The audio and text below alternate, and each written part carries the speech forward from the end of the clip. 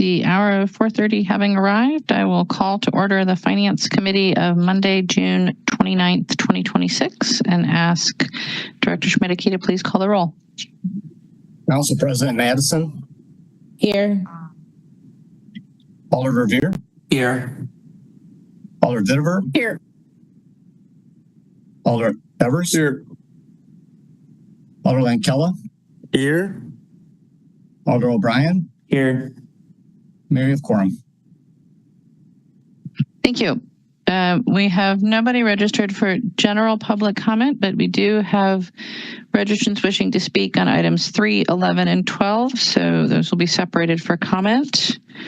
Are there any disclosures or recusals on items on today's agenda? Seeing none. Mayor, we have a presentation on number 16. Thank you.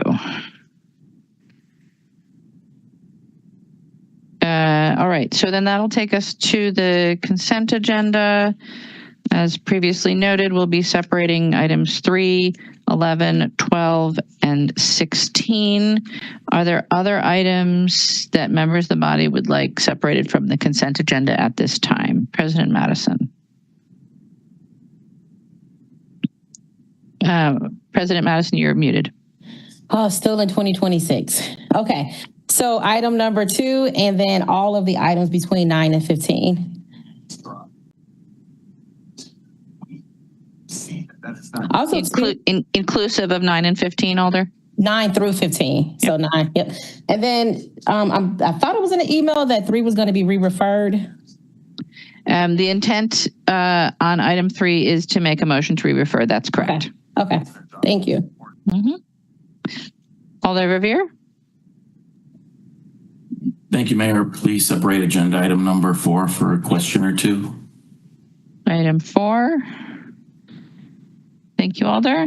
Are there any other items that alders would like to see separated from the consent agenda at this time? Seeing none, then on items 5 through 8, President Madison, a motion, please. A motion to adopt. Is there a second?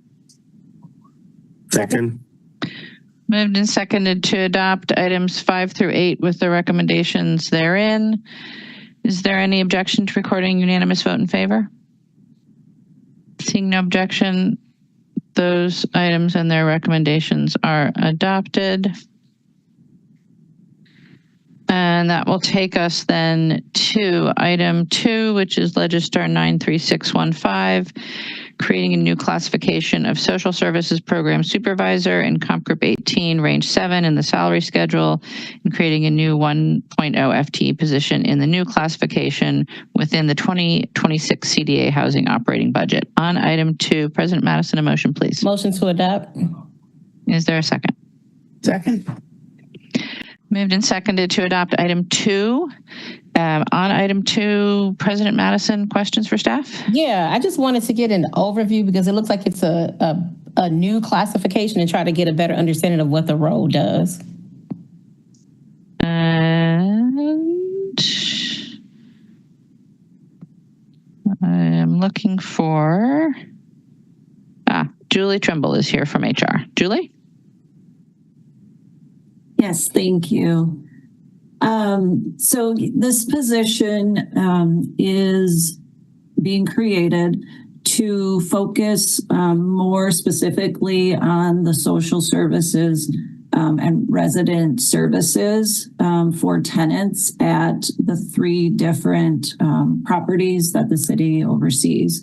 Right now, the tenant services aides are reporting to the housing site managers at each of those locations, and they have a broad range of responsibilities from maintaining the properties to ensuring the clients are getting services and helping with all kinds of areas related to property. So they have professional staff, they have maintenance staff, And so the goal with this was to pull out those tenant services aides, having them all report to one supervisor so that they are providing consistent services across the 3 properties, and having somebody in that role who really has a background and experience in that type of work. Because right now the housing site managers, although they are supervising them, they just don't have the expertise necessarily, and they really want to expand the services and the outreach to community organizations. Thank you. Because I was just right at your last couple of words. So it sounds like they likely be partnering with organizations across the city to make sure that resources could be on site or however they end up helping people access. Okay, perfect. All right. Thank you for that. You're welcome. Thank you, Alder. Are there other questions for staff on item 2? Seeing no questions, item 2 has been moved and seconded. Is there any discussion? Seeing no discussion, is there any objection to recording unanimous vote in favor of item 2?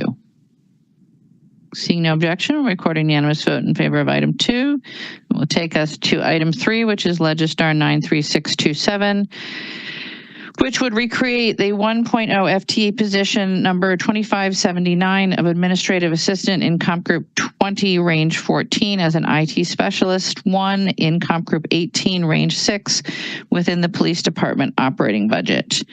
On item 3, President Madison, the appropriate motion is to re-refer to the Personnel Board on 8.5, the Finance Committee on 8.13, and the Common Council on 9.8. Would you make such a motion? Yep. So motion to refer to, oh my gosh, what is the board PB on? Personnel Board on August 5th. I wrote PB, but not what it meant. So Personnel Board on August 5th, back to Finance Committee on August 31st, and then to Common Council on September 8th. That's the motion. Is there a second? Moved and seconded to re-refer. On item 3, we have one registrant wishing to speak, Rick Marks of Oregon, Wisconsin, representing AFSCME Local 6000. Do we have Rick? Mayor, I don't see Rick in attendance. Okay. So then on item 3, are there any questions for staff? Seeing no questions for staff, is there any objection to recording a unanimous vote in favor of re-referral? Seeing no objection, that item will be re-referred as stated. And that will bring us to item 4, which is Legistar 93634, deleting the parking enforcement lead worker classification in Comp Group 16, range 13, and the parking revenue lead worker classification in Comp Group 16, range 11, and creating the classification series of field lead worker 1 and 2 in Comp Group 16, ranges 14 and 15 respectively, in the salary schedule, and creating 4 new 1.0 FTE positions in the 2026 parking division operating budget, and reallocating employees into the new classification. On item 4, President Madison, a motion, please. Motion to adopt. Second. Moved and seconded to adopt item 4. Alder Verveer, questions for staff? Yes, thank you, Mayor. I very much support the resolution. I don't have questions of HR staff. However, I was hoping transportation staff would be with us just to give us an update on timing of the opening of both the Lake Street parking ramp and the intercity bus terminal, but I don't see anyone offhand from transportation. Would perhaps someone from engineering or planning know the current schedule for those openings? Or perhaps, Mayor, you know yourself. It's probably on my calendar, but I think your only hope is if Director Wachter knows that schedule off the top of his head, or Director Mikolajewski. That's what I thought. Or maybe the city engineer too, I don't know. Nobody seems to be volunteering, Alder. Okay. Perhaps we can get your question answered offline. Thank you. I will certainly do that. I'll just say that last time I talked to Stephanie Cox about it a while ago was a tentative August opening of the Lake Street ramp and September opening of the bus terminal. Just curious if that was still the case. So if perhaps they're listening later or someone could let them know I have the question, that would be great. Otherwise, I'll reach out myself. Thank you, Mayor. Thank you, Alder. On item 4, it's been moved and seconded. Is there discussion? Seeing no discussion, is there any objection to recording unanimous vote in favor? Seeing no objection, we're recording unanimous vote in favor of item 4. I'm going to suggest that for items 9 through 15, we take them up together since they're all substantially similar. So President Madison, on items 9 through 15, a motion, please. Motion to adopt items 9 through 15. Second. Is there a second? Moved and seconded to adopt. Then on items 11 and 12, which are included in that, we have one registrant wishing to speak. Bonnie Rowe of District 11 is registered on both items. So Bonnie, do we have Bonnie with us? Yes. Can you hear me? Yes, please go ahead. Good afternoon, members of the Finance Committee. I'm speaking today in strong opposition to file number 93406 regarding the TID 44 amendment, as well as file number 93412 regarding TID 46. And I request that they be removed from the consent agenda for individual debate. Right after this public comment period, this committee is scheduled to receive a presentation from staff outlining the severe 2027 operating budget outlook. We already know the core takeaway. The administration has mandated an across-the-board 2% operational cut for city agencies. We're actively telling our frontline public safety and community infrastructure services that they must absorb personnel gaps and service friction because the money isn't there. We're telling the Madison Police Department to absorb recruitment and onboarding gaps within their 492 authorized officer cap.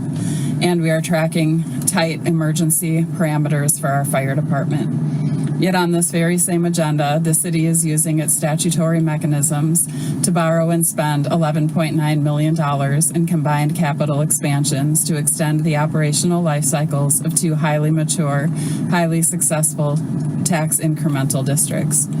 TID 44 alone sits on an estimated $114 million in incremental taxable property value. If this district were allowed to move toward its natural dissolution, that $114 million would flow directly back onto the general tax rolls. It would immediately relieve our cash-starved general fund and provide the exact structural remedy needed to protect basic city operations. Instead, by adding $6.5 million in new project costs to TID 44 for land banking and stormwater improvements, we are artificially prolonging its lifespan out to 2029. We cannot continue to treat our capital expansions and our operational crises as if they exist on 2 separate planets. Ring-fencing hundreds of millions of dollars in established property value to fund localized, non-urgent development projects while simultaneously enforcing austerity on street-level operational service shifts the tax burden directly onto everyday Madison homeowners and renters. If our structural deficit is an emergency, our policy choices must reflect that emergency across all funds.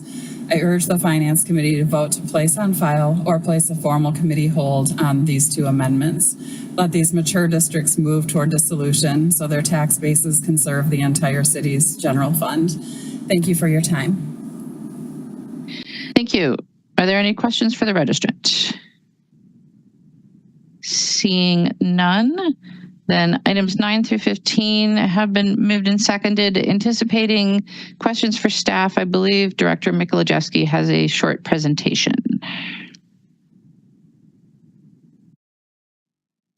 Yes, thank you, Mayor, and good evening, members of the Finance Committee. I'm here this evening with Director Wachter, and I'll just be providing a very brief overview of the presentation that was provided at Plan Commission, and Director Wachter and myself are then available to answer questions. For those watching at home, I'm Matt Mikolajewski, the Economic Development Director for the city, and again, I'm going to briefly give you the Finance Committee an update as to what is being proposed through these TID-related items. The first is an amendment to TID 44. TID 44 extends along Cottage Grove Road from Monona Drive to a little past Stoughton Road. And what we're proposing in TID 44 is to amend the project plan by $6.5 million. This includes $4 million for acquisition of the Royster Corners properties, some stormwater related work adjacent to Cottage Grove Road, and small business support. TID 46 is proposing to be amended. This is the West Side TID district that includes Exact Sciences and then snakes its way up to Mineral Point Road and then towards Midvale.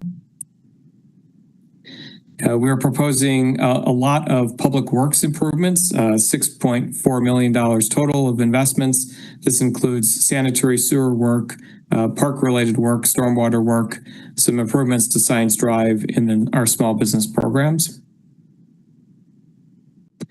TID 50 is the State Street TID located downtown.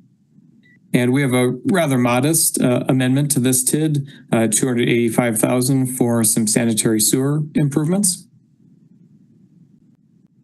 TID 51 is the South Madison TID that extends along South Park Street and then to points east and a little to the west.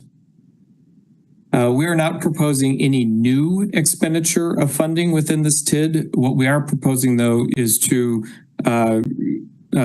change some of what is proposed in the current project plan to make $25 million available for housing development in the South Park Street corridor. And this will be primarily targeted towards the Park Badger project. TID 54 is the north side TID that extends up the Pennsylvania Packers corridor. This is where Oscar Mayer is located, the old Oscar Mayer. And the amendment that we're proposing for this TID is the $2.8 million that was previously approved by the Common Council for Rialto Fusion. TID 56 is one of two new TIDs that are being proposed this evening. So this is a brand new TID.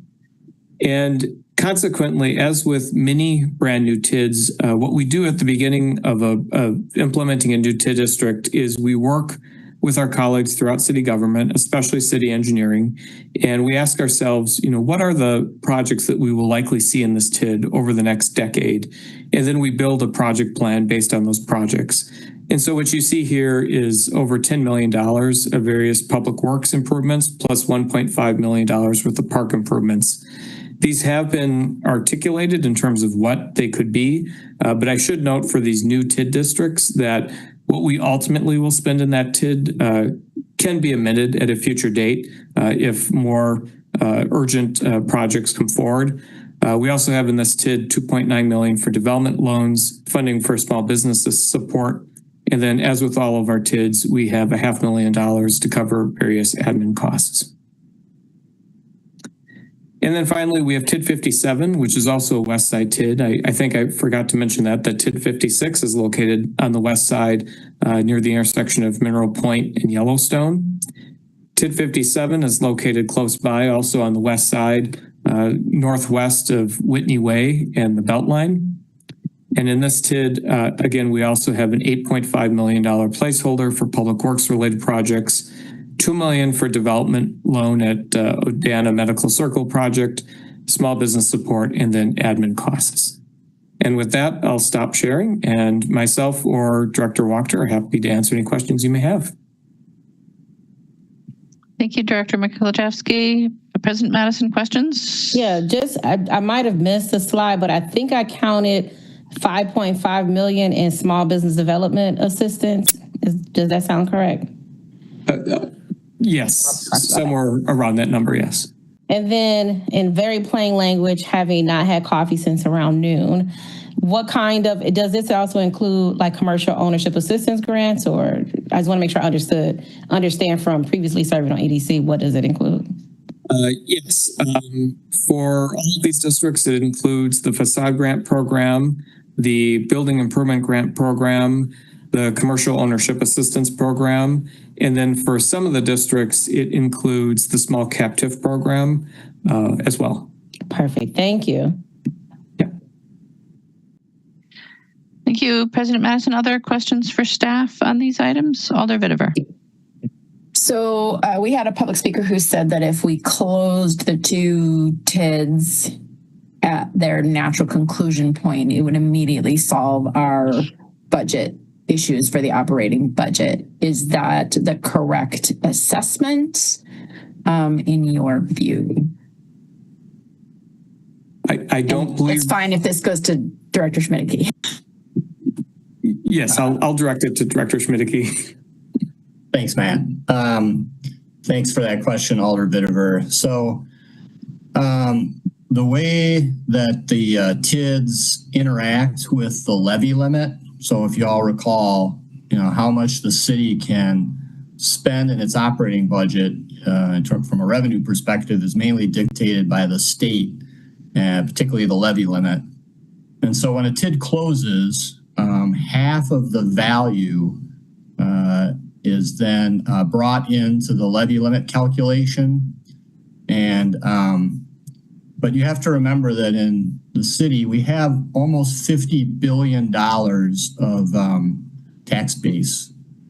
So for example, to take the TID 44 example of 114 million in value, half of that would come into the levy limit calculation. And then that sort of ratio of the 57 million or half of 114 million divided by $50 billion of the tax base means that the net effect on the levy limit is about $200,000. So I'm going to talk a little bit later about the city's budget gap going into 2027, and 200,000 is, I would say, a relatively small share of that. So when we talk about the TID incremental tax base, these are relatively small shares of the total tax base in the city, and they have, if they were to close, they have some effect on the levy limit, but not a very large impact on the levy limit and how much revenues can increase to meet operating costs to continue.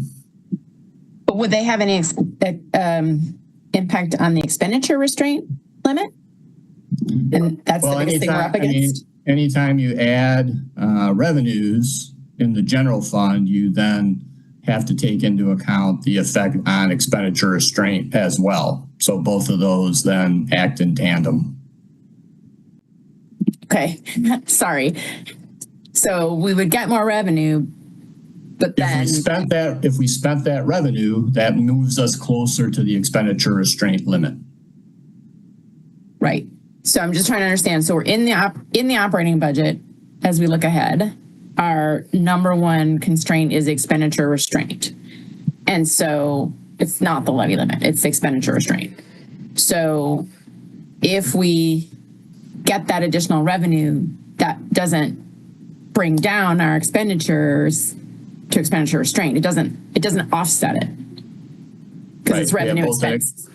Right. We have an expenditure issue, you're right, and I'll describe that in the presentation later. But we also have a revenue issue, right? We're still above the levy limit right now with the costs that continue for 2027. And in every budget, we're above the levy limit. Then it becomes a matter of, how do we close that revenue gap? And we are fortunate to have fund balance in the short term to close that. But as you recall from the 5-year forecast, and again, I'll go into that in the presentation, we have gaps every year on the revenue side, as well as in 2027, in terms of where our costs are, we also have an expenditure restraint issue. Thank you. Thank you. Alder Figueroa Cole, questions? A quick question for Dave and then one for Matt. So, Dave, for the calculation that you made in there about how much that will impact our budget, is that then the portion that comes to the city, or is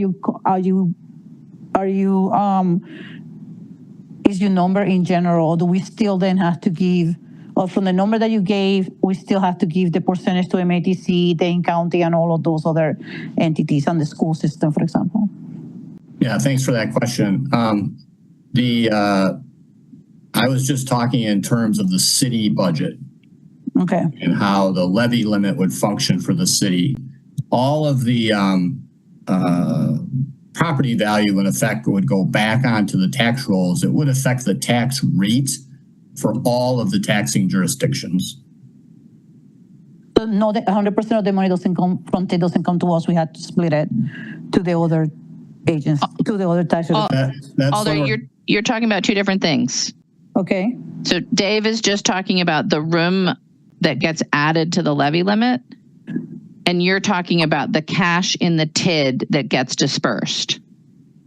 Right, that's exactly what so that's kind of the money that, like, just closing this TID doesn't mean that we will take all this money. We still have to share with other entities, right? Yes. Okay, so Yes. what I was describing, right, if there's a surplus in the TID, when the TID closes, that money has to be distributed proportionally. Got it. All right, thank you. And then Matt, for, I don't know, a few years ago, you guys helped me put a flow chart together, of course, on this particular topic. If I remember correctly, I mean, the money that once a TID is working, we use the revenue from those TIDs to do infrastructure work, you know, like repairs and things like that, or new roads, sidewalks, things like that. So if we don't,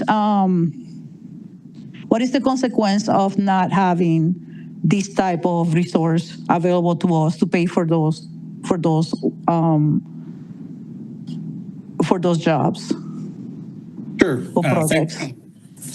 Thank you, Alder. So that's, I think, an important point is under the city's TIF policy, we limit the amount of TIF support that we provide to development projects to usually around 55% of the increment stream that's generated by those projects.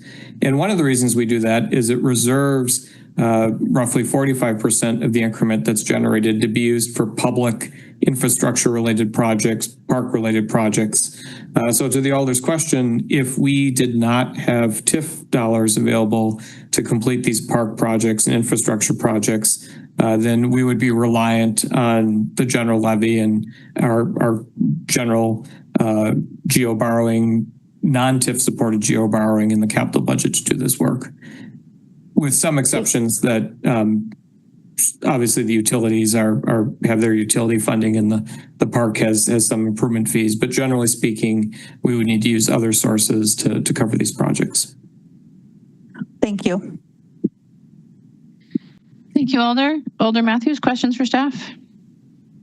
I thank you, Mayor. I think Alder Figueroa got my question about, right, the sewer utility and the stormwater projects that we need to do. We would still have to find a way to do those, just not using this money. So thank you. Thank you, Alder. Any other questions for staff on items 9 through 15? Seeing none, items 9 through 15 have been moved and seconded. Is there discussion? Seeing no discussion, then is there objection to recording a unanimous vote in favor of items 9 through 15? Seeing no objection, we'll record a unanimous vote in favor of those items. And we will move on then to item 16, which is Legistar 93677, 2027 operating budget outlook and request guidance. Dave, I'll turn it over to you. Thank you, Mayor. Can everyone see my screen? Yes. Great, thank you. So I will be walking through an overview of the 2027 budget. And we'll cover the budget calendar and deadlines associated with that, as well as the outlook for the 2027 operating budget. That includes the state limitations on the budget. We've gone through a cost to continue, what that looks like from a revenue and expenditure perspective. We'll revisit the 5-year forecast of revenues and expenditures, and then the approach for 2027. We'll talk about the budget guidance that the mayor released a couple weeks ago, and then the completing the proposals. That's actually we won't cover that. That was with the agencies. All right, just a reminder on the key dates for budget development. We've talked a little bit about the capital budget. That started a little bit earlier with the kickoff in mid-March. Agencies submitted their budgets in mid-April, and the executive budget for capital will be introduced in early September. And this committee will meet in mid-September for briefings and at the end of September on amendments. The operating budget, we just had the kickoff on June 9th, and those requests are due in mid-July. And then the mayor will meet with the agencies in mid-August, and then decisions will be made, and the executive budget will be introduced in early October. And then again, Finance Committee briefings in mid-October and amendments by the Finance Committee at the end of October. Then both budgets come together at the council, where there's the amendment process as well as the council deliberations on both budgets. All right, as we've talked about a few times, there are some issues around how we have to put the operating budget together each year. Again, first and foremost, we have to have a balanced budget. We have to have revenues equal expenditures, but then the state legislature puts further limits on. Some are on the revenue side, meaning that we can only increase our levies by a certain amount. We're also limited primarily to the property tax. And so the rate of growth in those revenues does not keep pace with the cost of continuing current services, particularly in a growing city like Madison, as well as kind of the inflation issues we've been facing over the last few months. Again, as a reminder, the voters approved a $22 million referendum at the end of 2024. That helped to close a large structural gap in the budget for 2025. That funding has been permanently added to the tax base, but again, revenues under state law don't keep pace with that expenditure growth. We have the 5-year plan. I'll talk about that in a few slides. On the expenditure side, we have the expenditure restraint incentive program from the state, and that is basically a program where the city receives funding about $7 to $9 million annually if it keeps its growth in expenditures to roughly the rate of inflation. And what we're finding more recently is we're exceeding not only the levy limit, but the expenditure restraint limit as well. This graph, just a couple of graphs, just give you a sense of what we've seen with issues around the levy limit and expenditure restraint.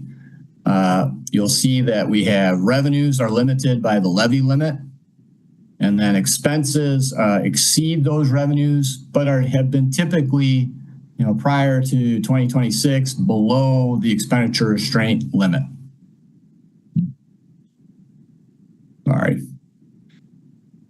Now in 2025, the referendum helped lift those revenues so that they were in balance. We closed that gap with a permanent increase in levy to cover expenses, and we were below the expenditure restraint, but much closer than in prior years.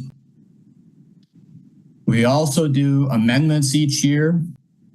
We'll do projections of agency spending compared to budget, and we often will appropriate additional funds to meet costs that are occurring in the agencies above the adopted budget, and we'll apply fund balance to meet that. And that typically brings us up to the expenditure restraint limit.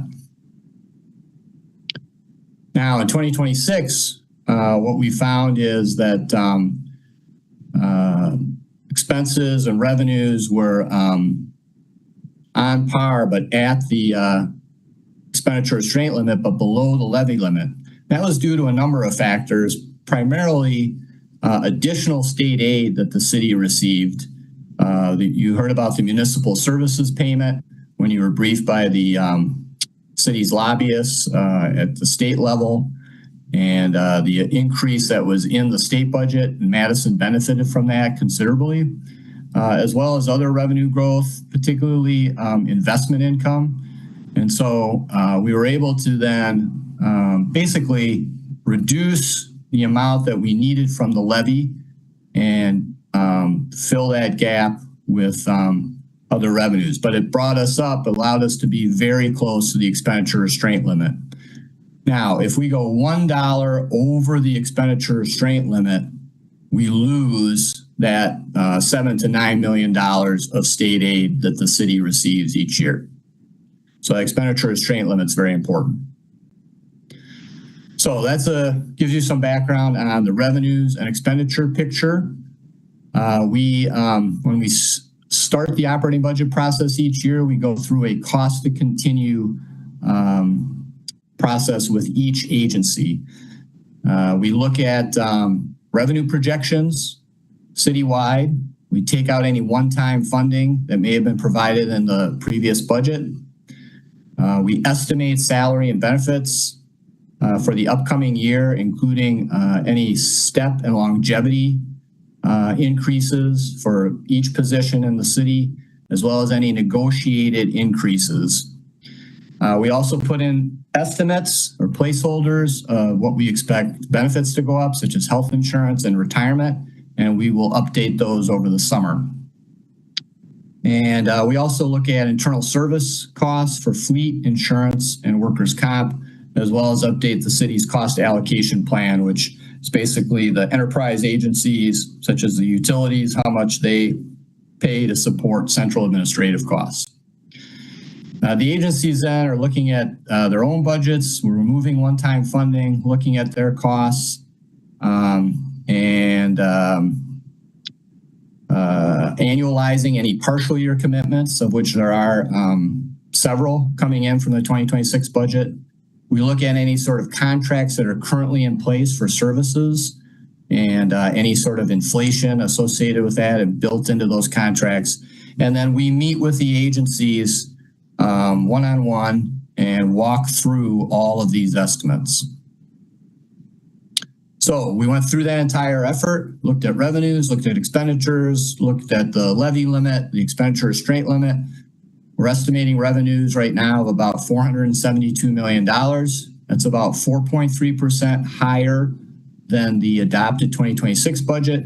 You'll see the elements of that there, primarily the allowable increase in the levy, as well as expected increases in ambulance fees due to some changes in state law in terms of securing waivers from the federal government for Medicaid costs related to ambulances. Increases in building permit revenue. We're expecting some decreases in some areas, and you can see listed there, as well as other adjustments. On the expenditure side, we're projecting to continue current service levels about $483 million. And so that's about 6.7% higher. A little under $10 million is salary and benefits. The same amount roughly in terms of how much general fund support is needed to maintain funding levels in the metro budget. We have a placeholder in that for general fund debt service. And just as a reminder, debt service is excluded from the expenditure restraint calculations under state law. And then there are some non-personnel costs. We have software cost increases. The library has a contract with Dane County. This is a state law process around services that are where Madison residents go to libraries outside of Madison, and we have to pay into that because of the amount of that type of activity happening. We've got increases in costs for legal services and consulting for various challenges to property tax assessments, building maintenance costs, and other expenses, as well as $1.5 million for increased fleet charges, primarily due to increased fleet costs. So you put those two numbers together, we have an $11 million gap between revenues and expenditures. and $7.2 million above that expenditure restraint limit. So using the graphs that we showed you before, you can see the revenues are at that the levy limit, and we're 11 million above the levy limit, as well as another 7.2 million above the expenditure restraint limit based on this cost to continue expenditures to maintain current programs. So diving into the cost to continue in a little more detail, that almost $10 million in salaries and benefits includes a 3% pay increase for general municipal employees. That's what GMEs are, as well as protective service, so police, firefighters, as well as step and longevity adjustments. There is a reduction in the clerk's office. Obviously, we have more elections in 2026. There'll be fewer elections in 2027. We have built in increases for health insurance based on preliminary information from the state, and then increases for retirement, and assuming a rate increase there. We expect that those numbers will be revised over the summer as we get updated information from the state. We do maintain, on average, a citywide salary savings rate of about 3% and keep in place the 0.75% reduction to every agency's budget. And then we did do a recalculation of salary savings that did add a little bit. This is due to one-time adjustments made by agencies. In the elections area, a little under $600,000 reduction. That's due to the staffing and postage costs. But the overall clerk's costs only went down about $200,000. That's due to increases for facility rental, other costs, as well as higher insurance costs for that. I mentioned the placeholder for debt service. There is an increase in general fund due to one-time support in 2026 for the zoo from room taxes.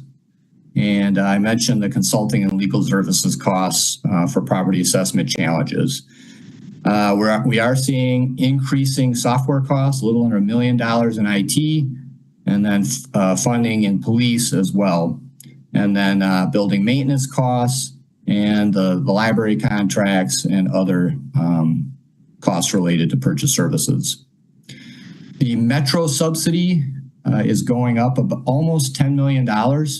So from about a little under 25 million in 2026 to a little under 35 million in 2027. This reflects increased costs for personnel, fuel, as well as an expected significant increase in paratransit provider costs as those contracts are up for renegotiation. The subsidy to public health based on cost to continue and equalized value, that's how we split it with the county, about $740,000. The fleet budget is up about 2.2 million. A lot of that is due to fuel as well as other adjustments. We do get some increased billings from the enterprise agencies, so like the water utility, stormwater, and so on, to help pay for central administrative costs. It's about $150,000. And then we're seeing increases in costs for liability insurance as well as the workers' compensation fund. So that's the cost to continue, the gaps associated with that. This is the 5-year plan that we first started with the 2025 budget, and this is the update for 2026. We will update it again for the 2027 executive budget. It does assume that these gaps will be partially closed by using about $40 million of the city's fund balance in the general fund. The model does reflect some growth in personnel costs and inflation, but did not factor in the current pretty significant growth in fuel prices, nor did it factor in the significant growth in the Metro subsidy. So fund balance helps with the revenue side, but it does not help with the expenditure limit issue. And so that's why reductions on the expenditure side will be needed in order to balance the budget. A little more background on Metro, just given the pretty significant increase in the subsidy over the last couple of years. This just compares Metro revenues with expenditures over the last roughly 10 years, and kind of breaks down those revenues into each of the components. The vehicle registration fee, which started in 2020, federal aid, which is kind of the gold part of the column, state aid, which is the gray part, fares and passes, which are that sort of light blue. And so these exclude the city subsidy.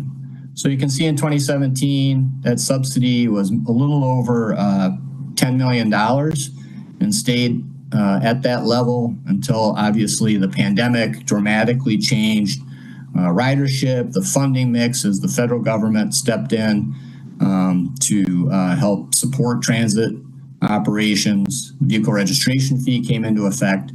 That federal money was basically used up by 2024, and kind of a return to larger subsidies over the last few years as Metro's sort of own source revenues and federal and state aid do not really grow and have not grown. All right, so that's a little background on the big picture, on the outlook. And then we'll turn to the mayor's guidance to agencies in developing their agency requests for 2027. First of all, based on what you saw there with the expenditure restraint issues, agencies will have to include a 2% reduction plan in their proposals, and they cannot make any sort of new requests. And every agency will be required to provide that 2% reduction.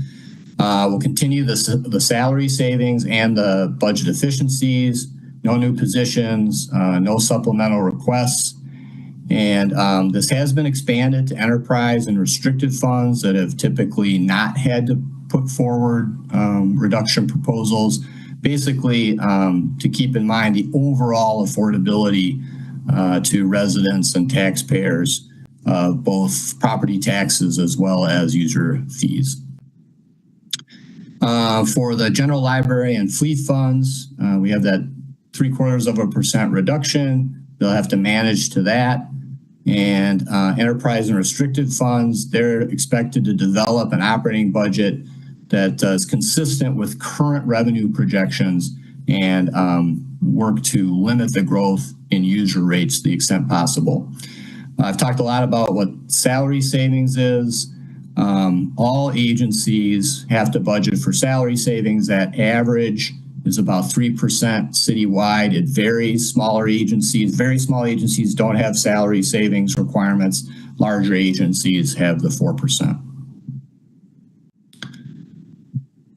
The enterprise funds and restricted funds will propose a 2% reduction compared to their base budget proposal. And agency heads are directed to look at all of their services and activities with a goal of preserving core services, but looking at lower priority services that could be eliminated and trying to avoid as much as possible any sort of one-time savings or reductions in administrative costs. Enterprise and restricted funds have not had to do cut exercises in the past, but do have to this time, as I mentioned earlier, around affordability. Agencies can look to reallocate within their budgets, but they can't do that to increase their expenditures, and they cannot charge other agencies to try to balance their budget. No new position requests, as I mentioned, and no supplemental requests. We have a new approach for an optional 5-year planning document that agencies can sort of develop to look at emerging issues around costs that they may see in on the horizon, such as a new facility is going to be built and they need to operate it, or they have new software or equipment coming into place that need to be kept into, taken into account for future budgets.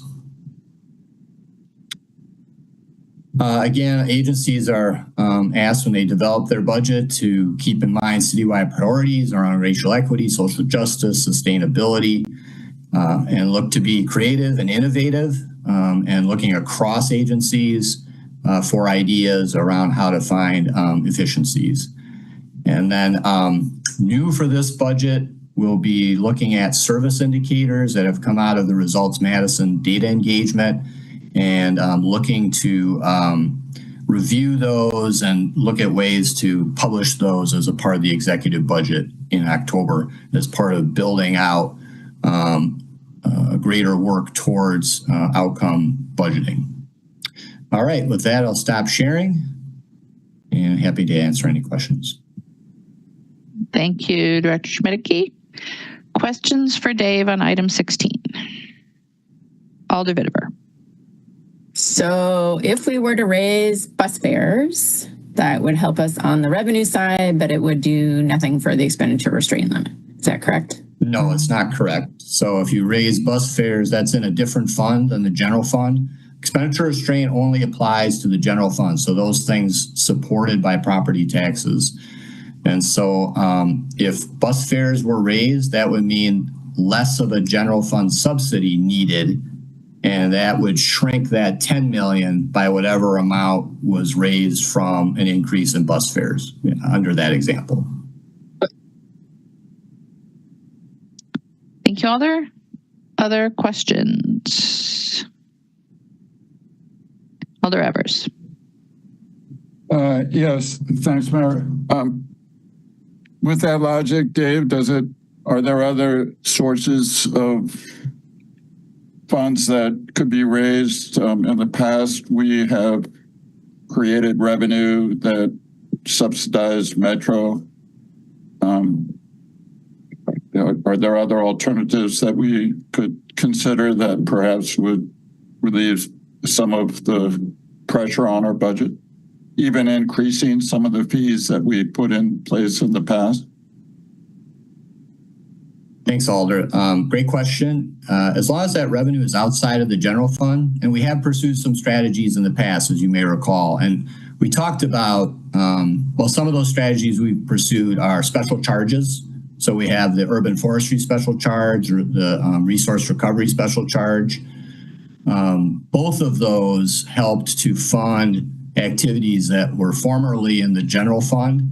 And so that is not subject to the expenditure restraint limit. There's the vehicle registration fee in the transit fund. That again is outside of the general fund, and similar to Alder Vittever's example of the bus fares, if the vehicle registration fee were increased, then that would mean less general fund subsidy would be needed.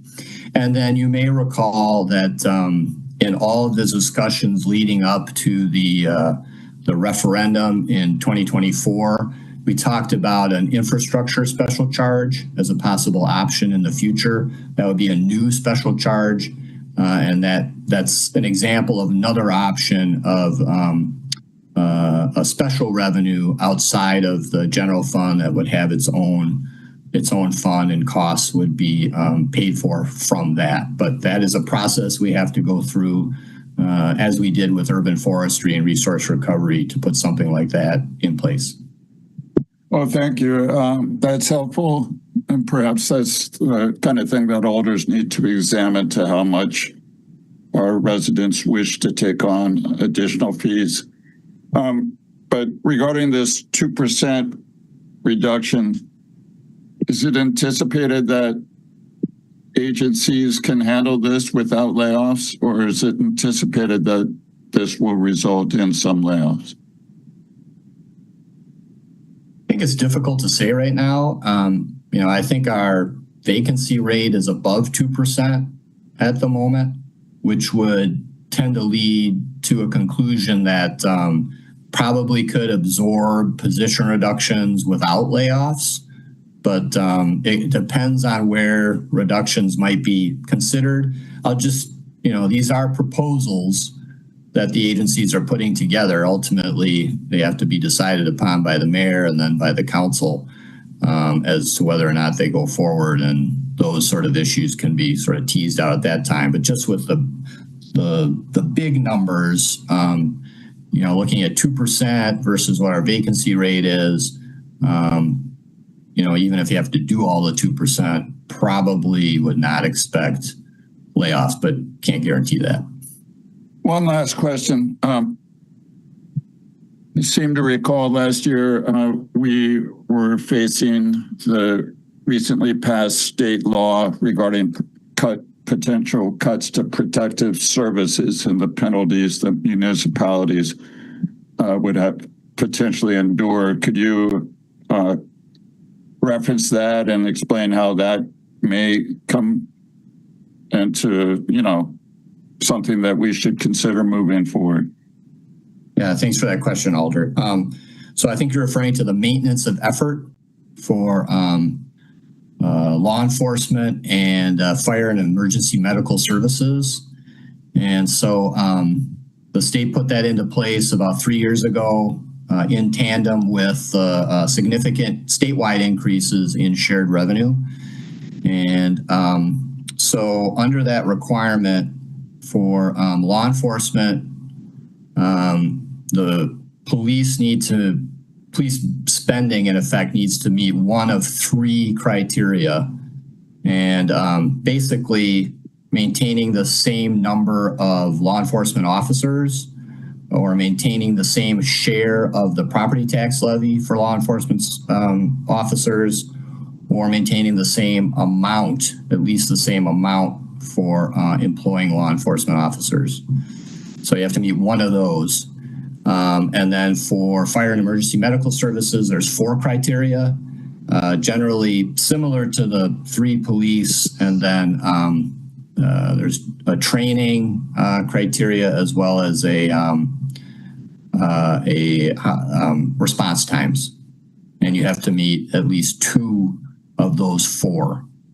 If you don't meet those requirements, then the city would lose 15% of its shared revenue payment. And that's rough. 15% is roughly $1.5 million. Now, remember, you have to have at least as much as the prior year. So the cost to continue alone in both of those agencies is, increasing spending for salaries and benefits and things like that. But that is a factor that has to be kept in mind as the budgets are developed each year for the police and fire departments. Thank you. Appreciate it. You're welcome. Thank you, Alder. Alder Rivera. Thank you, Mayor. I see that Alder Figueroa Cole had her hand raised, and I was going to yield to her because I know she has to get to the Plan Commission meeting. Alder Figueroa Cole, did you want to ask a question quick? She may already. Thank you. Perhaps. Thank you. Yeah, I lost you on the phone. I'm sorry. Was Dave, I may have missed this. I was multitasking. Do we have a target number that we need to be looking? I get the 2%, but what's the target number that we are trying to shoot for to avoid error? Well, we're a little over 7 million above the expenditure restraint limit. Okay, so 7 million, not 8. I don't know, for some reason I thought it was 8 million, but it's a little bit over 7. That's the number. 7.2 million, I think. Yep. 7.2. Okay, thank you. That's really all I wanted to clarify. Thanks. Thank you, Alder. Bye-bye. Thank you, Alder Rivera, for yielding. Do you have questions? Thank you, Mayor. I do indeed have a few questions for Dave. Thank you for the presentation, of course, Dave. I'd like to perhaps just go back to start here with where the questions began, and that's Metro Transit. And as you said, significant increase in Metro Transit subsidy. both this year and projected for next year. First, let me say this. Are we still on track, Dave, to have the 2026 operating budget projections and year-end resolution at the July 27th Finance Committee meeting? Yes, we are. And would you be able to do a bit of a deeper dive into Metro Transit's finances on at that occasion? Yes, and I think we would anyways, because, based on what we see from projections. Yeah, thank you. That was my assumption as well. Are you able to just give us a very quick overview as to the breakdown in that estimated $9.5 million additional subsidy to Metro? You had mentioned in your presentation personnel, fuel, and paratransit contracts. Off the top of your head, could you give a ballpark as to like percentages or which are the leading pressures at this point? Well, I think it's a combination of, if we're just looking at the expenditure side, expenditures are up about 10%. That's what's projected for 2027 over the budget for 2026. Now we expect the 2026 budget will need to be adjusted upwards for Metro, so that percentage might shrink. But it's primarily, I think the largest piece of this is the paratransit contracts. And I don't remember the exact amount. I think it's maybe $3 to $4 million over current levels. And that's, as I understand it, these contracts are at an end. They have to be renegotiated. And the landscape for that has changed in terms of inflation, service levels, and things like that. And I think Metro will need to look at how those services are delivered. But that's, I think, the biggest piece of it. Obviously, there's personnel cost increases in Metro. Probably the most significant piece of that is overtime. That continues to be an issue in their budget. And then fuel is another piece of this, obviously with more electric buses, less of a reliance on diesel fuel, but it's still a significant share of their, power spend, for lack of a better term. And, we have higher fuel prices. So I would say those are probably the primary components of what we're talking about. The other gap is really on the revenue side. The revenues don't grow, right? State aid is not increasing. Federal aid is not increasing. The fares really don't increase that much. Ridership has gone up somewhat, but fares overall are not going up. And then even the vehicle registration fee is relatively stagnant from year to year. Yeah, thank you. And then on the Metro Transit revenue side, do I recall correctly that we had anticipated a significant revenue from the school Dodger bus service that never materialized? Yeah, I think that may have been built into a prior budget. Last year's budget, there was some expectation, but I think that's still an open issue around how that might be addressed by Metro. But that's probably a better question for Metro to get into maybe during the Finance Committee meeting when we're talking about projections. Yeah, that would be great if their leadership with Jamie or others could be with us on July 27th. Thanks for that. Why don't I just pivot to one last question or two here. And that's kind of, I was reminded by your last slide, what's new with the budget guidelines for 2027 and so forth. And you had mentioned the introduction of results, Madison service indicators being published in the executive budget book, et cetera.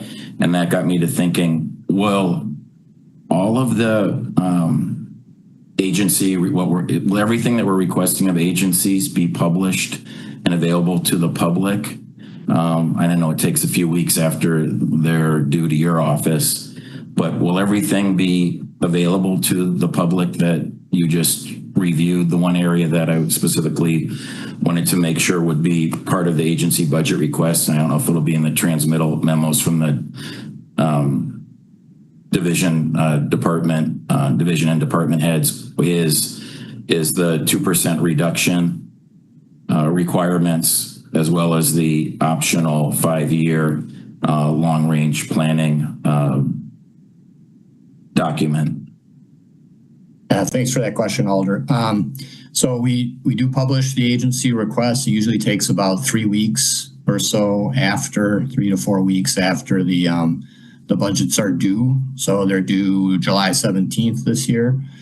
The reduction proposals are part of the budget request. The 5-year plan is not a part of the budget request. It's separate. Those won't be published, and they're due actually later.